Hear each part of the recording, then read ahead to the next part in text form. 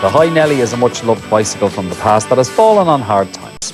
Many of the remaining Highnellys are left rusting in sheds, garages or even ditches. So when I found out there was a service to restore them, I got on my bike to find out more.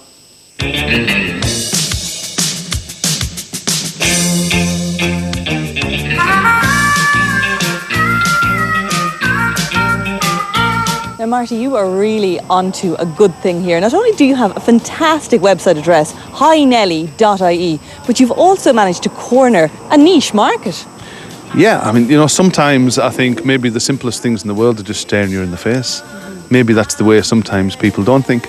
And we seen this opportunity because we developed an electric Highnelly bicycle.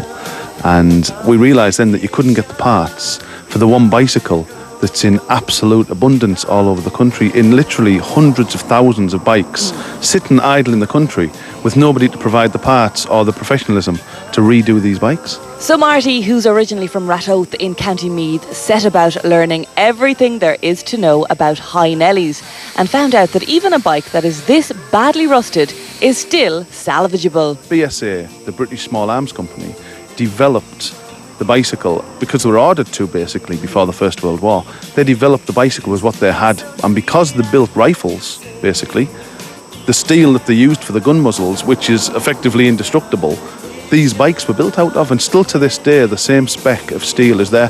And that's why when you get an original Highnelly bicycle stuck in a shed or a ditch or at the bottom of a river or a lake or wherever else, when you pull it out, everything's in pieces except the frame. And that is where the restoration begins, with a lot of customers having sentimental reasons for bringing the bike to Marty and his family.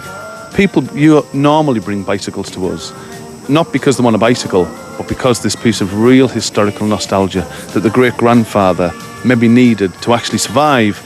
And, maybe they're alive today because the whole family managed to get through those hard times because of several reasons, but I'm sure the bicycle was at the centre of all of that. That old bicycle comes to us, and it is literally, as we call them at times, skip finds. It's hanging in the shed. It's good for nothing except an ornament. But these days, maybe people have got all those historical things to think about again. There's no money in the country anymore.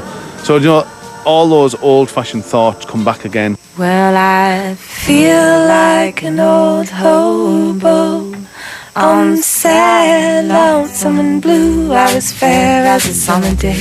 Now the summer days are through. It's become a little motto with us. If you've got the frame, we've got the rest. We can do it from start to finish. You can have the old Highnelly back the same way as it was bought by your great-grandfather in 1910.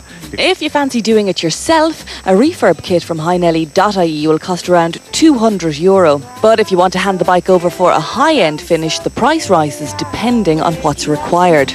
People think that they're worth a fortune. They're really not. It's more about the nostalgia that's connected to them. As I said, you can buy a brand new top-of-the-range Dutch bike, hand-built, for €400. It'll cost you twice that to refurbish your old Highnelly. Now, when people ring me and ask, is my old Highnelly worth something? And I say, yes, it is, absolutely, if you have a picture of Michael Collins signing the treaty sitting on it. So it's not exactly the bike that's worth an awful lot of money. What's worth an awful lot of money to people is the whole history, and they can hang it up on the wall. And, if that bike survived for 100 years without any treatment and sitting in a ditch for maybe the last 60, then with the condition it'll come out of our workshop, it's another 200 years of life under its belt.